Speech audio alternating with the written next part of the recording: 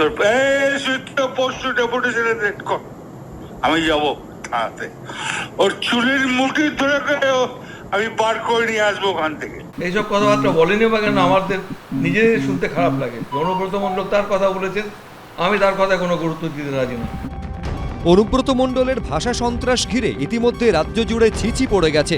তৃণমূলের অন্দর থেকেও সমালোচনার সুর শোনা গেছে।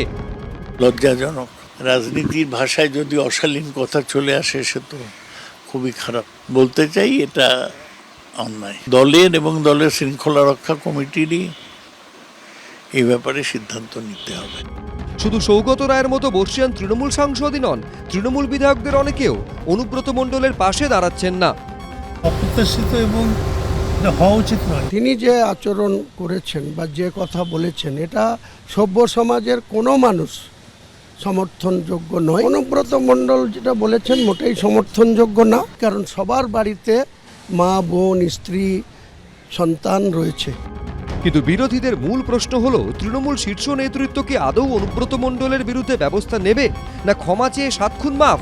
টিএমসিপির জেলা সভাপতিকে সাসপেন্ড করা হলে অনুব্রত মণ্ডলকে নয় কেন? তৃণমূলের নেতারা বুঝিয়ে দিচ্ছেন, অনুব্রত মুখে যাই বলুন না কেন বুঝিয়ে দিচ্ছেন যে অনুব্রত যা করেছে বেশ করেছে। অর্থাৎ পুলিশ গ্রেফতার করবে কিনা, দল সাসপেন্ড করবে কিনা, অনুব্রত মণ্ডলকে ঘিরে এই দুটি মূল প্রশ্নের উত্তর এখনো অবধি নেই। আশাবুল হোসেন, বিজেন্দ্র সিংহ, এবিপি আনন্দ। বোলপুর থানার আইসিকে হুমকি দেওয়ার প্রায় 1 সপ্তাহের মাথায় পুলিশের কাছে হাজিরা দিলেন অনুব্রত মণ্ডল। এসডিপিও অফিসে 2 ঘন্টা থাকলেন তৃণমূল নেতা। কিন্তু পুলিশ সূত্রে দাবি, যে পুলিশ অফিসার লিটন হালদারকে অনুব্রত মণ্ডল হুমকি দিয়েছিলেন, তদন্তের জন্য তার 2টি মোবাইল আগেই পুলিশ বাজেয়াপ্ত করলেও এদিন অনুব্রত মণ্ডলের মোবাইল ফোন তদন্তকারীরা জমা নেননি। এটাকে বলে পারফাংটারি ইনভেস্টিগেশন, অযৌক্তিক ইনভেস্টিগেশন, দায়সারা ইনভেস্টিগেশন বলে, এটাকে স্কেচি ইনভেস্টিগেশন বলে, এটা ল্যাকাডাইসিক্যাল ইনভেস্টিগেশন বলে। প্রাইম এভিডেন্সটা মোবাইল ফোন, সেটাকে ফরেনসিক করাতে হবে এবং সেটাতে ম্যাচ করাতে হবে যে আইসির যে মোবাইলটা আছে তার সঙ্গে ম্যাচ করাতে হবে। তো সেটাই যদি না হয়ে থাকে তার কী তদন্ত হলো আর কি জিজ্ঞাসাবাদ হলো বলো? কেন টাইমটা নিয়েছে জানো? এই টাইম বাইংটা হচ্ছে টু ট্যাম্পার দ্য এভিডেন্সেস। ওই মোবাইলটাকে কোনো সায়েন্টিফিক এজেন্সিকে দিয়ে কিছু করানোর চেষ্টা চলছে। এটা প্রমাণিত হবে না অনুব্রত মণ্ডলের এগেনস্টে যে উনি ওই মোবাইল ফোন থেকে কোনো কুকথা বা খারাপ কথা বলেছেন বলে, যে ইনভেস্টিগেশন হ্যাজ বিন স্পয়েলড।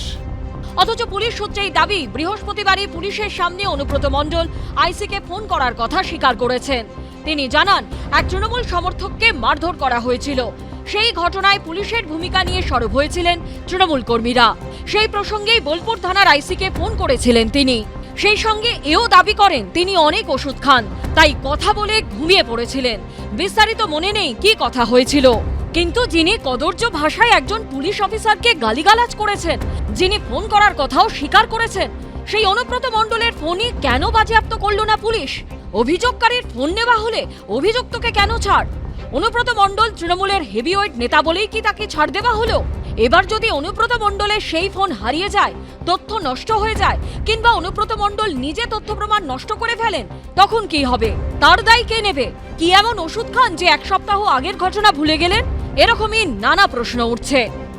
যে মুখ্যমন্ত্রী, ডিএমএসপি, চিফ সেক্রেটারি, ডিজিপিকে বসিয়ে বীরভূমে গিয়ে বলেন যে অনুব্রত কথায় তোমাদের চলতে হবে, আশিস ব্যানার্জিকে চেয়ারম্যান করে কি কমিটি করেছে ছাতার মাথা, কিন্তু ফোনটা যাচ্ছে অনুব্রত মণ্ডলের কাছে। স্বাভাবিকভাবে পুলিশ মন্ত্রীর মাথায় হাত, আশীর্বাদ আছে, তার পরামর্শই অনুব্রত ওখানে গেছে। তার ফোন বাজেয়াপ্ত করার কোনো ব্যাপার নেই। ওই বেচারি হালদার হিন্দু বাড়ির ছেলে, তার 2টো ফোন বাজেয়াপ্ত হয়েছে এবং তিনি সাসপেন্ডও হবেন। যদিও পুলিশ সূত্রে জানানো হয়েছে, এদিন অনুব্রত মণ্ডলের দেওয়া উত্তর রেকর্ড করে রাখা হয়েছে ও ভিডিওগ্রাফি হয়েছে। কল ডিটেল রেকর্ড বা সিডিআর বের করার জন্য ফোন জমা নিতে লাগে না, তাই আপাতত সিডিআর মিলিয়ে দেখা হচ্ছে। অসঙ্গতি পেলে বা তিনি যা দাবি করেছেন তা না মিললে তখন ফোন নেওয়া হবে। অনুব্রত মণ্ডল হচ্ছে তৃণমূলের প্রাণভ্রমরা, তো ফলে অনুব্রত মণ্ডলের 7 খুন মাফ।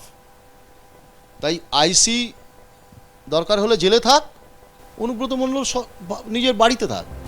পুলিশ সূত্রে খবর, অনুব্রত মণ্ডলকে জানানো হয়েছে প্রয়োজনে তাকে ফের ডাকা হতে পারে।